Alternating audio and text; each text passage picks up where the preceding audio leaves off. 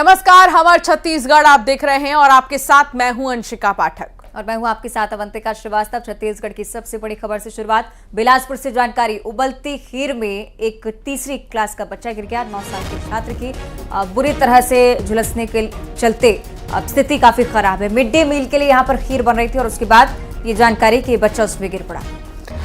शासकीय प्राथमिक शाला दोमुहानी की ये पूरी घटना है। स्कूल प्रबंधन की घोर लापरवाही सामने आई। बच्चे को जहां अस्पताल पहुंचाना था तो घर छोड़ दिया स्कूल प्रबंधन ने। परिजनों ने स्कूल में हंगामा भी किया है। तोरवा थाना क्षेत्र की ये पूरी घटना। और मिड डे मील के लिए जो खाना बनता है उसमें खीर बनाते वक्त एक तीसरी क्लास में पढ़ने वाला छात्र, जो कि 9 साल का छात्र है, वो बुरी तरह से झुलस गया और स्कूल प्रबंधन ने उसे अस्पताल में भर्ती करने की बजाय घर छोड़ दिया है।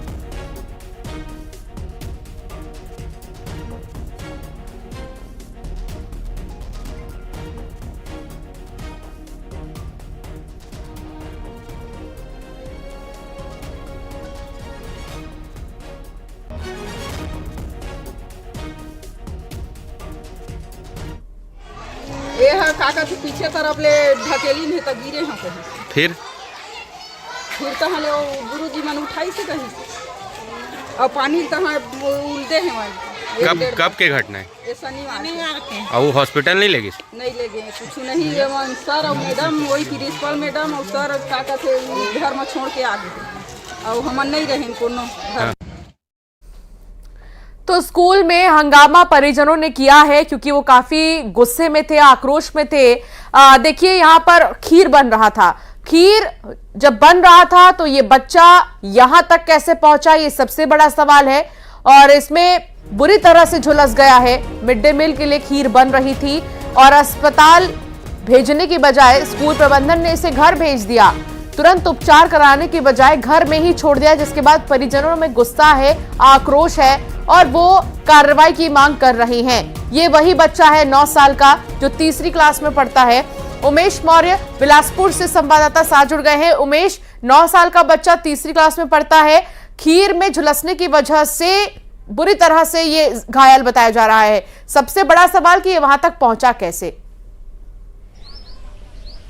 देखिए, शनिवार को हर सैटरडे को जो है मध्याह्न भोजन के दिन जो है वो खीर बनाया जाता है, मीठा बनाया जाता है। यही प्रक्रिया दोमुहानी शासकीय प्राथमिक शाला स्कूल में भी की जा रही थी और वहां पर जब खीर को बनाकर बाहर निकाल कर रखा गया था, इसी दौरान कुछ जो बच्चे हैं वो वहां पर खीर खाने के लिए जब पहुंचे थे तो आपस में जो बच्चे हैं वो एक दूसरे को ढकेल दिए, जिसकी वजह से जो घायल जो पीड़ित छात्र है आदित्य धीरज, वो उस खीर पे जा गिरा, जिससे उसकी हाथ जो है वो पूरी तरीके से झुला दिया। अब इस पूरे मामले को ऊपर सबसे बड़ी लापरवाही इस बात की है कि जो प्रबंधन है वो उस बच्चे का इलाज कराना छोड़, अस्पताल ले जाना छोड़, उसको घर छोड़कर आ गए, जबकि उसके परिजन घर में नहीं थे। मजदूरी करने वाले परिजन थे, रोजी मजदूरी करते हैं, वो घर से बाहर थे और उस बच्चे को उसी तरीके छोड़ दिए। जब देर शाम जब परिजन घर लौटे तो देखा कि उनके बच्चे के हाथ में पूरी तरीके से फफोला पड़ गया है। जब उससे जानकारी ली गई तो बताया गया कि वो बच्चा जो है खीर में गिर गया था। इसके बाद जो गुस्साए परिजन है वो स्कूल पहुंचे और स्कूल में जाकर हंगामा किया। इसके बाद जो प्रबंधन है वो इस बात को लेकर कहता रहा कि वो उसने पहले प्राथमिक उपचार करा दी है, उसके बाद उसको घर पे छोड़ा है, लेकिन बच्चे के हाथ में फफोले, बाएं हाथ पूरी तरीके से झुलस गया था। इसके बाद जब हंगामा किया गया तो जो स्कूल प्रबंधन है वो उसे अस्पताल ले जाकर उसका ट्रीटमेंट कराया। फिलहाल बच्चे की जो हालत है वो अभी स्थिर बताई जा रही है, लेकिन कहीं ना कहीं एक बड़ा मामला निकल कर आया है। बड़ी लापरवाही। इससे पहले भी देखा आपने कि कोंडागांव अस्पताल लेकर सबसे पहले पहुंचना चाहिए था।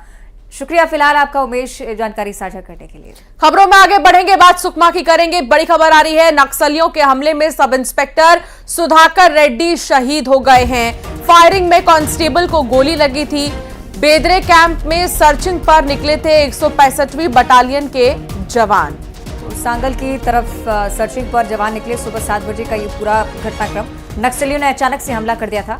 इलाके में सर्चिंग लगातार की जा रही है। आपको बताया कि साप्ताहिक बाजार आज के दिन लगना था और उसी दौरान जब जवानों को यहाँ पर तैनात रहने के लिए कहा जाता है, क्योंकि नक्सल प्रभावित क्षेत्र है, कई बार हमले को लेकर सूचनाएं सामने आती है, ग्रामीणों पर भी हमला कर देते हैं नक्सली। लेकिन दूसरी तरफ जब जवान कैंप के बाहर मौजूद थे, अचानक से फायरिंग शुरू होती है दूसरी तरफ से और सब इंस्पेक्टर इस घटना में शहीद हो जाते हैं। एक जवान से गोली भी लगी है। और दूसरी तरफ ये सीएम विष्णुदेव साय की तरफ से ट्वीट हम आपको दिखा रहे हैं। सीएमओ छत्तीसगढ़ के ऑफिशियल हैंडल से ये ट्वीट, जिसमें सीआरपीएफ की 165वीं बटालियन और माओवादी के बीच मुठभेड़ को लेकर जिक्र विष्णुदेव साय की तरफ से किया गया है। सब इंस्पेक्टर श्री सुधाकर रेड्डी की शहादत को नमन करते हैं, ट्वीट में लिखा गया है। बिल्कुल, और इसके साथ ही उन्होंने घायल कांस्टेबल रामू के समुचित इलाज की व्यवस्था करने के निर्देश अधिकारियों को दे दिए हैं। तो ये सीएमओ छत्तीसगढ़ की तरफ से ट्वीट किया गया है और दुख जाहिर किया गया है और नमन भी शहीद की शहादत के लिए किया गया। और अब अगली जानकारी रायपुर से है, जहां सीएम विष्णुदेव साय ने एक उच्च स्तरीय बैठक भी ली है। मुख्य सचिव और डीजीपी समेत तमाम बड़े अधिकारी इस बैठक में शामिल होने के लिए पहुंचे। नक्सल विरोधी अभियान की समीक्षा एक बार फिर से, जिसका मुद्दा आज उठा है। अधिकारियों को सख्त निर्देश दिए गए हैं, केंद्र के सहयोग से खत्म करेंगे नक्सलवाद, ये उनका कहना सामने आया। और अभियान में तेजी लाने की भी बात की गई है। शहीदों के परिवारों को सहायता देने के निर्देश भी किए गए हैं। डीजीपी खुद मॉनिटरिंग करे, ये भी सीएम की तरफ से कहा गया है। तो विष्णुदेव साय जो मुख्यमंत्री बनने के साथ ही तमाम में से कड़े फैसले लेकर सामने आ रहे हैं। नक्सलवाद को लेकर उनकी तरफ से जिक्र हुआ। अच्छी बात यही कि सीधे तौर पर निर्देशित कर दिया डीजीपी को, खुद वो निरीक्षण करें इस बात का कि कहां पर नक्सल प्रभावित और घोर नक्सली निवास करते हैं। केंद्र से सहायता ली जाएगी, ये एक बड़ी बात उनकी तरफ से।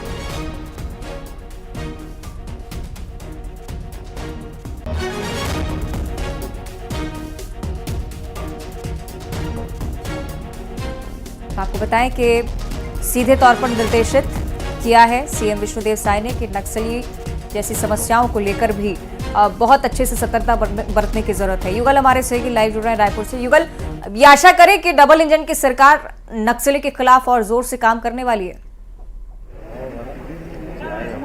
जी बिल्कुल, देखिए मुख्यमंत्री विष्णुदेव साय ने एक उच्च स्तरीय बैठक ली है, जिसमें डीजीपी और सीएस सहित तमाम आला अधिकारी हैं और इंटेलिजेंस विभाग भी इसमें प्रमुख रूप से शामिल हुआ और उन्होंने सख्त निर्देश दिए हैं। और विष्णुदेव साय ने कहा है कि ये नक्सलियों की बौखलाहट है, यही वजह से वो लगातार हमले कर रहे हैं और उन जो कायराना करतूत है उस पर जीत भी हासिल होगी। और सबसे बड़ी बात उन्होंने ये कही है कि विकास से विश्वास जीतेंगे, भरोसा जीतेंगे। तो ये कहा जा सकता है कि नक्सली हमले को लेकर के एक आला अधिकारियों की जो बैठक है वो ली गई है और सख्त निर्देश है वो दिए गए हैं। और इस तरह से माओवादी जब भी मौका मिलता है इस तरह से कायराना करतूत हमेशा वो करते रहते हैं और उन्हीं पर अंकुश लगाने की एक बड़ी कवायद इसे कही जा सकती है। और मुख्यमंत्री बनने के बाद एक पहली बड़ी बैठक है, बड़ी उच्च स्तरीय बैठक है। तो ये कहा जा सकता है कि विष्णुदेव साय ने अधिकारियों को सख्त निर्देश जारी किए हैं और माओवादियों पर अंकुश लगाने के निर्देश जारी किए गए हैं। जी बिल्कुल युगल, तो ये बहुत ही महत्वपूर्ण निर्देश है और आने वाले समय में देखना होगा कि नक्सलवाद को किस तरीके से खत्म किया जाएगा। बहुत शुक्रिया युगल जानकारी साझा करने के लिए। रायपुर से खबर, जहां आज दिल्ली जाएंगे सीएम विष्णुदेव साय और आज कैबिनेट के विस्तार पर भी मंथन होगा।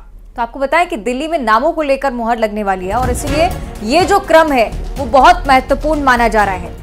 ये जानकारी विष्णुदेव साय को लेकर भी, क्योंकि यहाँ पर राज्यपाल के पहुंचने का इंतजार नहीं करना है। मध्य प्रदेश में थोड़ा विलंब हो रहा है, लेकिन छत्तीसगढ़ में अगर नामों पर मुहर लग जाती है तो जल्द से जल्द कैबिनेट पूरी भरी भराई आपको नजर आएगी। जो अगली कैबिनेट की मीटिंग होगी इसमें आपको तमाम मंत्री दिखेंगे अपना अपना प्रभार संभालते हुए।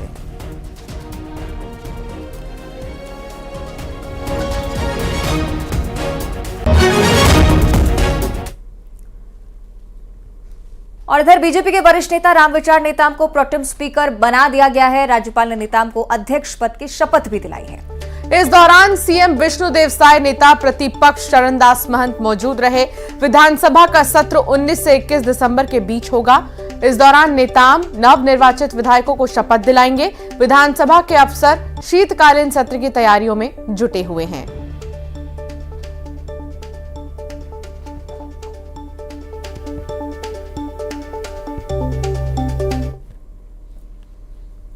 रमन सिंह ने नामांकन कर दिया है। बता दें कि विधानसभा अध्यक्ष पद के लिए नामांकन किया है। सीएम विष्णुदेव साय भी इस दौरान मौजूद रहे। भूपेश बघेल और चरणदास महंत प्रस्तावक बने। निर्विरोध अध्यक्ष चुने जाएंगे रमन सिंह, ये भूपेश बघेल ने कहा। विपक्ष की मौजूदगी होती है उस समय। जिम्मेदारी और इस पवित्र सदन और पूरे छत्तीसगढ़ के 90 विधायक के संरक्षक के नाते एक नई भूमिका, एक नया दायित्व छत्तीसगढ़ की विधानसभा देने जा रही है। मैं सभी को धन्यवाद दूंगा और मेरी कोशिश होगी बेहतर तरीके से विधानसभा का संचालन हो और सारे मुद्दे छत्तीसगढ़ विधानसभा का आप जिक्र करेंगे। सत्र 19 से 21 दिसंबर तक होने वाला है। आपको बताएं कि सत्र के दौरान विधानसभा अध्यक्ष पद के लिए नामांकन दाखिल भी होना है। विधानसभा सत्र के दौरान सुरक्षा का विशेष ख्याल रखा जाएगा। तैयारियों का जायजा लिया हमारे संवाददाता ने। का सत्र 19, 20 और 21 तारीख को होगा और विधानसभा में उसकी पूरी तैयारी की जा रही है। और आप देख सकते हैं रंग रोगन के अलावा सड़कों को भी चकाचक किया जा रहा है। विधानसभा का सत्र यहाँ पर 3 दिनों तक चलेगा। पहले जो सदस्य निर्वाचित हुए हैं उनका परिचय होगा। उसके बाद यहाँ अध्यक्ष पद के लिए भी जो नॉमिनेशन है वो भरा जाएगा और पहला सत्र है वो शुरू होगा। और जिस तरह से संसद में कुछ असामाजिक तत्व घुस गए थे तो यहाँ किसी तरह की कोई अप्रिय घटना ना हो उसके लिए कड़ी सुरक्षा व्यवस्था भी तैनात रहेगी। पुलिस बल भी रहेंगे, साथ ही साथ विशेष सावधानी बरती जाएगी। कैमरा पर्सन इमरान कुरैशी के साथ युगल तिवारी, न्यूज़ 18 रायपुर, छत्तीसगढ़। तो पूर्व सीएम भूपेश बघेल ने विधानसभा अध्यक्ष बनने पर डॉक्टर रमन सिंह को बधाई दी है। इसी के साथ भूपेश बघेल ने चरणदास महंत को छत्तीसगढ़ के सीएलपी नेता चुने जाने पर भी बधाई दी। भूपेश बघेल ने यह भी कहा कि चरणदास महंत के नेतृत्व में लोगों के मुद्दे उठाने का काम लगातार करते रहेंगे। चरणदास महंत जी को बधाई दूंगा कि वो नेता प्रतिपक्ष हमारे चुने गए, कांग्रेस विधायक दल के नेता बने हैं और उनका विधानसभा और लोकसभा में बहुत लंबा अनुभव रहा है। केंद्रीय मंत्री के रूप में भी, विधानसभा अध्यक्ष के रूप में भी, मध्य प्रदेश में भी मंत्री के रूप में उनका बहुत सुदीर्घ अनुभव है। उसका लाभ हम लोगों को निश्चित रूप में मिलेगा और विपक्ष आदरणीय डॉक्टर चरणदास महंत के नेतृत्व में हम लोग जो जनता के मुद्दे हैं उसको आम जनता तक ले जाएंगे। आज डॉक्टर रमन सिंह जी ने नामांकन भरा और जिसमें सत्ता पक्ष से भी प्रस्ताव का समर्थक रहे और विपक्ष में डॉक्टर चरणदास महंत जी प्रस्तावक और मैं समर्थक के रूप में हम लोगों ने नामांकन भरा और प्रक्रिया बची है। डॉक्टर रमन सिंह जी अध्यक्ष चुने जाएंगे। जैसे कि परंपरा है सर्वसम्मति से चुना जाता है तो वो प्रक्रिया अब पूरी हो गई है। तो डॉक्टर रमन सिंह को भी बधाई। और पूर्व बीजेपी अध्यक्ष और अंतागढ़ विधायक विक्रम उसेंडी ने न्यूज़ 18 से खास बातचीत की। नक्सल बात पर बात करते हुए उसेंडी ने कहा कि कांग्रेस शासनकाल में नक्सली घटनाएं बढ़ी हैं।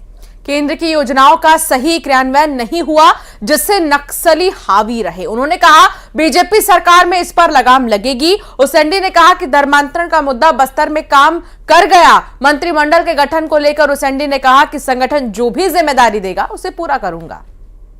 हमारे साथ है अंतागढ़ विधानसभा क्षेत्र के विधायक विक्रम उसेंडी जी। विक्रम उसेंडी जी, अब बहुमत के साथ जीत आप लोग हासिल की है, बस्तर का उसमें बड़ा योगदान है। आप लोगों ने एक तरीके से काफी बढ़त के साथ इसमें आया, तो किस तरीके से मेहनत हुई है इसको लेकर? निश्चित रूप से ये इस चुनाव में खास करके अपने संगठन की तरफ से हो चाहे हमारे कार्यकर्ता पूरे मनोयोग से लगे तो थे और इस पर था कि सब बस्तर में वहां से जो आज 12 में से 8 सीट अपन जीते वो तो पहले मतलब पूरे शुरू से ही एक पहले चरण में ही मतदान हुआ था, तो कुल मिलाकर के ये परिणाम तो आने थे और कुल मिलाकर छत्तीसगढ़ में भी सरकार बनी। और खास करके चूंकि ये इसका बड़ा कारण ये था कि 5 साल में कांग्रेस ने बहुत सारे वादे और घोषणा जो किए थे उनका ठीक से कहीं क्रियान्वयन हुआ नहीं। इसके चलते जनता बहुत ज्यादा नाराजगी थी। अब मैं अपने विधानसभा की बात करूं, ये बोले थे हम किसानों को हम कर्ज माफ करेंगे, वही बड़ा इनका वादा था, लेकिन जो नेशनलाइज्ड बैंक से जो ऋण लिए थे बहुत सारे किसान, उनका किसी का माफ भी नहीं हुआ, तो बड़ा कारण था। उसके साथ साथ कहीं पर भी अब देखें तो कोई भी सड़कों का नया निर्माण हुआ नहीं, पुराने काम हुए तो कहीं पर वो जर्जर अवस्था में थे। उसके साथ साथ अलग से इनके चाहे बिजली बिल हाफ की बात, उसका लाभ नहीं मिल पा रहा था। मैंने तमाम बहुत सारे या बेरोजगारों का बेरोजगारी भत्ता, ये तब बहुत सारी बातें तो थी सरकार और ये के खिलाफ ये वातावरण बना तो हुआ था सभी वर्गों को, लेकिन नाराजगी सरकार के खिलाफ तो थी। तो ये थे विक्रम उसेंडी जिन्होंने कहा है कि सरकार बनने के साथ ही 18 लाख लोगों को आवास तो मिल गया और बाकी घोषणाएं भी पूरी होगी। बस्तर का विकास होगा, जो वादा किया है वो जल्द ही पूरा होगा। कैमरामैन मनीष के साथ न्यूज 18 आकाश शुक्ला। तो डिप्टी सीएम अरुण साहब ने बिजली बिल हाफ योजना पर बड़ा बयान दिया है और कहा कि पूर्व सरकार की योजनाओं की समीक्षा होगी। तो जनहित को ध्यान में रखते हुए फैसला लिया जाए, उनकी तरफ से साफ तौर पर स्पष्ट कर दिया है कि जो जनता के लिए सही होगा वही करेंगे। सुनिए। कैबिनेट का विस्तार ये मुख्यमंत्री जी का विशेषाधिकार है और निश्चित समय पर कैबिनेट का विस्तार माननीय मुख्यमंत्री जी करेंगे। और अब रायपुर से अगली बड़ी जानकारी, जहां श्री राम मंदिर में प्राण प्रतिष्ठा महोत्सव की तैयारियां जोरों पर चल रही हैं और रायपुर में राम मंदिर से अक्षत कलश निकल चुका है। घर घर पहुंच रहा अयोध्या जाने का निमंत्रण। 22 जनवरी को राम मंदिर का भव्य प्राण प्रतिष्ठा और ये देखिए अक्षत कलश, ये एक तरह से निमंत्रण देना है 22 जनवरी के लिए, जो भव्य दिन, दिव्य दिन, जिसका कई सालों से इंतजार था कि कब रामलला विराजेंगे अपने सही जगह। वो दिन 22 जनवरी है और इसके लिए निमंत्रण, घर घर कलश यात्रा आप देख सकते हैं। रायपुर फिलहाल पहुंचा है ये कलश यात्रा और यहां पर श्री राम मंदिर में प्राण प्रतिष्ठा समारोह की तैयारियां भी चल रही हैं। तो वहीं अक्षत कलश यात्रा के जरिए निमंत्रण दिया जा रहा है।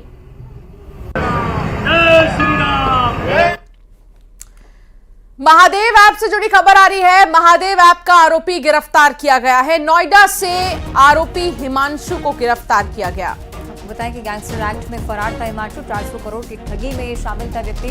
अंतर्राष्ट्रीय स्तर पर ऐप के जरिए ठगी की वारदात को लगातार अंजाम दिया जा रहा था। Dubai, Singapore, Nepal, Malaysia, Hong Kong, सभी तरफ नेटवर्क फैला हुआ था और लगातार हर एक नेटवर्क को ध्वस्त करने का प्रयास पुलिस की तरफ से चल रहा है। उसी के सिलसिले में उत्तर प्रदेश पुलिस की तरफ से बड़ी कार्रवाई। नोएडा पुलिस ने इस व्यक्ति को गिरफ्तार कर लिया है। एक एक कर हर कनेक्शन को खंगालने की कोशिश है। पूछताछ में हो सकता है कि अन्य कनेक्शंस का भी खुलासा इस व्यक्ति की तरफ से।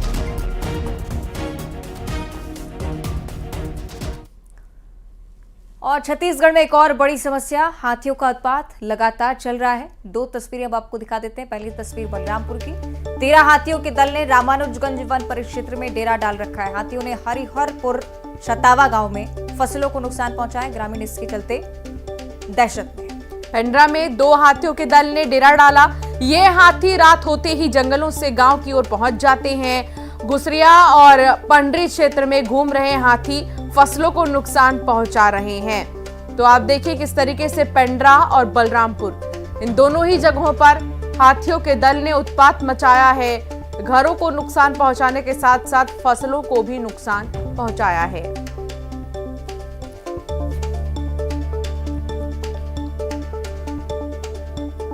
तो ये 2 तस्वीरें हम आपको लगातार दिखा रहे हैं। ग्रामीण लगातार डरे हुए, क्योंकि फसलों को तो नुकसान पहुंच ही रहा है, बल्कि घरों पर जब हमला करते हैं हाथी तब जीवन का संकट खड़ा हो जाता है। दोनों ही जगहों पर वन विभाग भी एक्टिव है। लगातार कोशिश की जा रही है कि रहवासी क्षेत्रों से हाथियों को दूर रखा जा सके।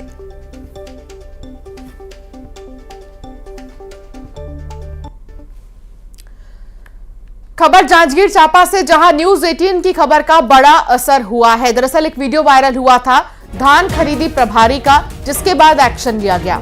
तो खरीदी प्रभारी को निलंबित कर दिया गया है। किसानों से पैसे लेने का वीडियो लगातार चर्चा में बना हुआ था। कलतरा क्षेत्र का मामला, टोकन के नाम पर उगाही की जा रही थी। लगातार जब इस प्रकार के मामले सामने आते हैं तो प्रशासन भी एक्टिव हो जाता है। न्यूज 18 भी प्रमुखता से इस खबर को लगातार दिखा रहा था और उसी के चलते ये असर कि प्रभारी को निलंबित कर दिया गया है, जिससे आगे आने वाले समय में ये नजीर भी पेश हो कि अगर इस प्रकार की लापरवाही प्रशासनिक स्तर पर होती है तो ये कार्रवाई। और कांकेर से अगली जानकारी, जहां चश्मे के शोरूम में भीषण आग लग गई। आग में लाखों का सामान जलकर राख हो चुका है।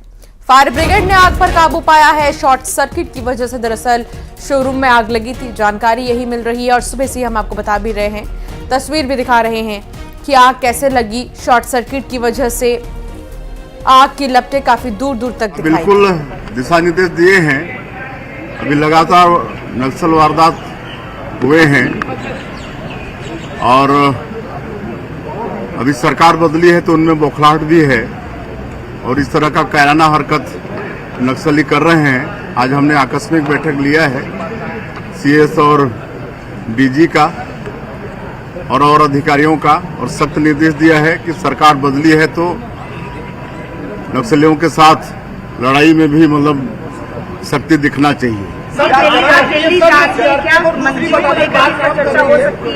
नहीं, सौजन्य मुलाकात है, माननीय राष्ट्रीय अध्यक्ष जी के साथ सौजन्य मुलाकात है। सरकार ने काफी ज्यादा कर्जा छोड़ के गया है, आप नए मुख्यमंत्री, तो ऐसे में कितनी चुनौतियां रहने वाली है आपको?